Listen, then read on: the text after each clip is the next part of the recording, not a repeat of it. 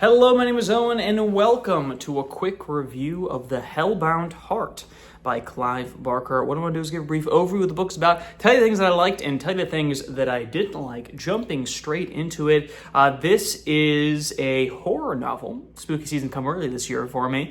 It follows the character of Frank as he discovers a magical box that will give him the most ultimate pleasure that man can experience. It is a supernatural magic box, and then it also follows his sister-in-law, Julia, as she moves into his house after a disclosed time after he discovered this box. So kind of introduced to Frank, introduced to this magic box, and then we jump forward a little bit to Julia moving into this house with her husband, who is Frank's brother. Like I said, this is a horror novel, not a genre I frequent too much. I would say that really my only horror exposure is like the occasional Stephen King book. Like The Stand is my favorite book of all time. I read Pet Sematary last year, which I really enjoyed. Other than that, I hardly ever dabble into the horror genre. But I'm in a book club with a couple of friends, and we decided that we wanted to read a couple horror books. So I actually will be reading another Stephen King, Misery by Stephen King, and this was the other one that we decided to read as well. Very short book, just around like 150 pages or so, maybe even a little bit less than that. Very quick read, and my first, obviously, from Clive Barker. I didn't know too much about it going into it in terms of what it was about. I did know that it is what inspired the Hellraiser movies, which I think Barker wrote as well, but I haven't seen those either. So I'm really coming in with very vague idea of what it was about. And I would say overall, very much enjoyed it. The horror genre, even though, like I said, I don't frequent it often, is one I do enjoy. I think I get a lot of pleasure out of it, more so than like watching horror movies per se. I do like a good horror movie every once in a while, but it has to be a very specific kind. I love all the Jordan Peele horror movies, and I saw Weapons recently too, which is kind of like the latest craze, and I really enjoyed that one as well. The more atmospheric horror stories, or what I prefer, rather than like the jump scare horror movies, which is why I think I like horror books, because obviously it's kind of hard to have a jump scare in a book, unless maybe it's a pop-out book, which maybe they should invest in. That's besides the point. Let's go into things that I like. One of the strongest points about this book to me was definitely, kind of like I said, what I like about horror movies, the atmosphere. Barker really throws you into the story. The intro is off the wall, graphic, weird, and you're kind of like, I don't know if this is for me, man. This is kind of about off the wall. And then like a lot of horror movies do, they'll give you a glimpse of the craziness and then it'll revert to absolute normality. And then we immediately flip from that weird intro, crazy intro, to moving into a house. It's Julia and her husband, and we're moving into the house. And my favorite part is the atmosphere of, after that crazy, intense intro, you just sit with this air of unease because you know what happened in this house. You know what happened to Frank however many months ago that intro happened. And this air of unease progresses throughout the whole beginning, introduction, settling into these characters' story. And then obviously it continues to ramp up in intensity, and by the end, it just explodes into a chaotic, intense, very suspenseful finish. And like I said, it's a very short book, so that all happens in the grand scheme fairly quickly. But I think the air of unease, the uneasiness, the building tension in this beginning portion of the book was absolutely fantastic, and probably my favorite parts of the book. And partially what does it too, it's not just what happened in the beginning, right? It's not just like knowing what happened in this house. It's not about like the supernaturalness of the house, although definitely like the creepy moments of that certainly add to that. I think what happens too, to add to this rather, is Barker's characters in this book, which is also a very strong point in this story, because we don't get to know too much of Frank because just there's that beginning portion.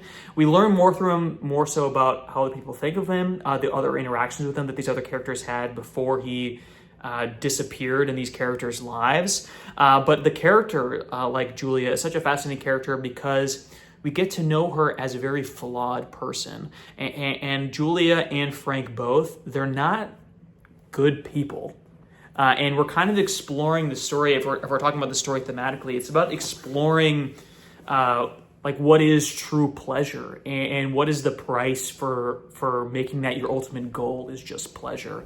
It's about like the obsession of getting pleasure, and the like in some ways like addiction that these characters have of their own like self. Their addiction to being narcissists or being self-absorbed is a common character trait of both Frank and Julia, and that's what leads them down this path of pursuing absolute pleasure.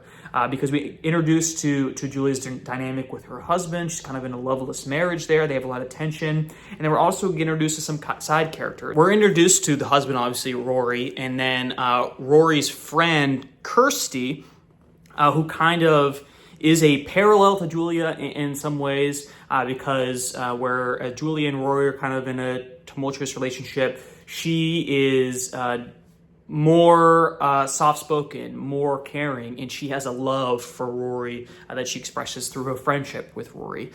So kind of exploring the dynamic of those three characters in particular. We get to know them very early on, and then we also, with those personality traits in mind, we kind of watch Julia's slow descent into this addiction and this the pursuit of pleasure and lust.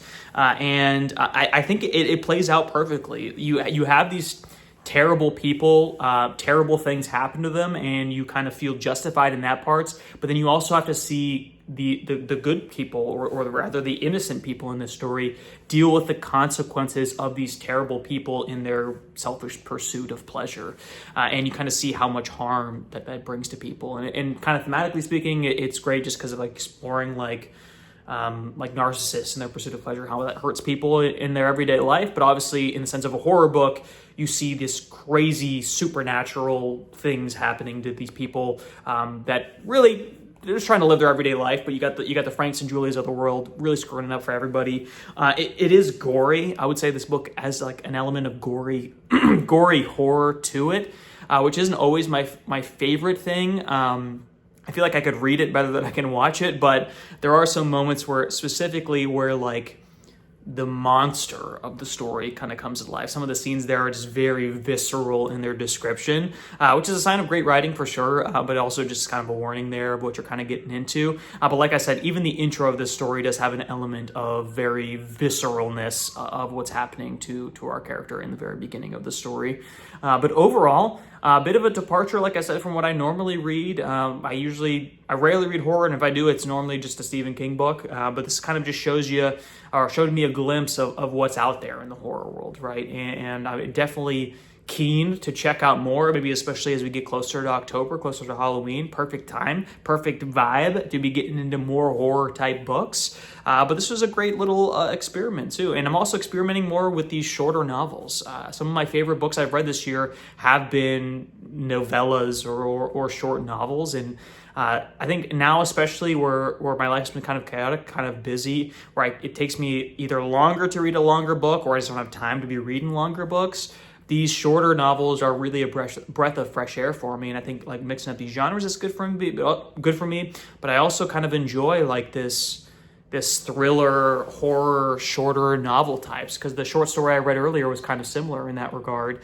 The Short Stay in Hell. A hell theme going on here, I see. But both shorter books, both really enjoyable, both came completely out of left field for me. So a bit of an exploration for me of new books to like, and I know if I really get into this horror genre, it opens up a whole new thousands of great books out there. So if you got any great horror books you recommend, definitely will take those, especially gearing up for that spooky season, baby. It's going to be a grand old time. But as always, be sure to like and subscribe if you like the video and you want to see more like in the future. And as always, thanks for sticking around.